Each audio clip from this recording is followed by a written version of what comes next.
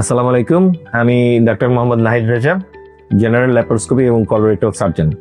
আজকে আমি আপনাদের সাথে আলোচনা করতে চাই রমজান মাসে পাইলস, ফিশার এবং ফিস্চুলার সংক্রান্ত ব্যাপারে।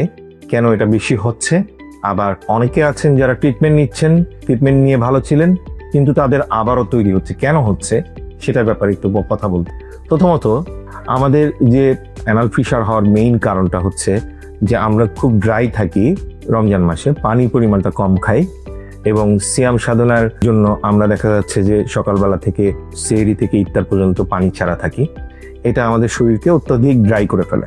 তখন দেখা যায় যে আমাদের পেরিয়ানাল রিজনটাও ড্রাই হয়ে থাকে। এমত অবস্থায় আবারও আমরা অতিরিক্ত ভাজা পোড়া, আঁশ ছাড়া খাবার এবং পানি কম খাওয়ার কারণে আমাদের পায়খানাটাও কষা হয়ে যায় এবং পায়খানার প্যাটার্নটাও চেঞ্জ হয়ে যায়, যে কারণে আমাদের অ্যানাল ফিশার হতে পারে। দ্বিতীয়ত, কনস্টিপেশন হওয়ার কারণে পাইলসও আবার তৈরি হতে পারে। তো কিভাবে এগুলো প্রতিকার করবেন, আজকে সেটা নিয়েই আমাদের আলোচনা। সেহরিতে আমরা কি খাবো? সেহরিতে আমরা খাবো ভাত, সবজি, এক টুকরা মাছ, মাংস এবং দই খেতে পারি 1 কাপ, যেটা আমাদের সারা দিনের ক্যালসিয়ামের পরিমাণটা পূর্ণ করবে।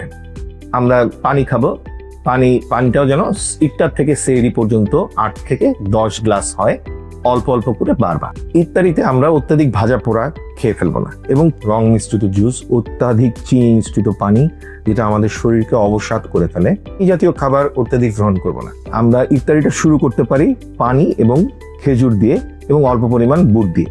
আমরা ফল, বিভিন্ন ধরনের মৌসুমী যে ফলগুলো পাওয়া যায় সেগুলো আমরা খেতে পারি। মৌসুমী ফলটা আমাদের লিস্টের মধ্যে থাকবে। এর পরবর্তীতে আমরা ভাত খাই আবার আঁশযুক্ত এবং এখানে ফাইবার কন্টেনিং লাল চালের ভাত।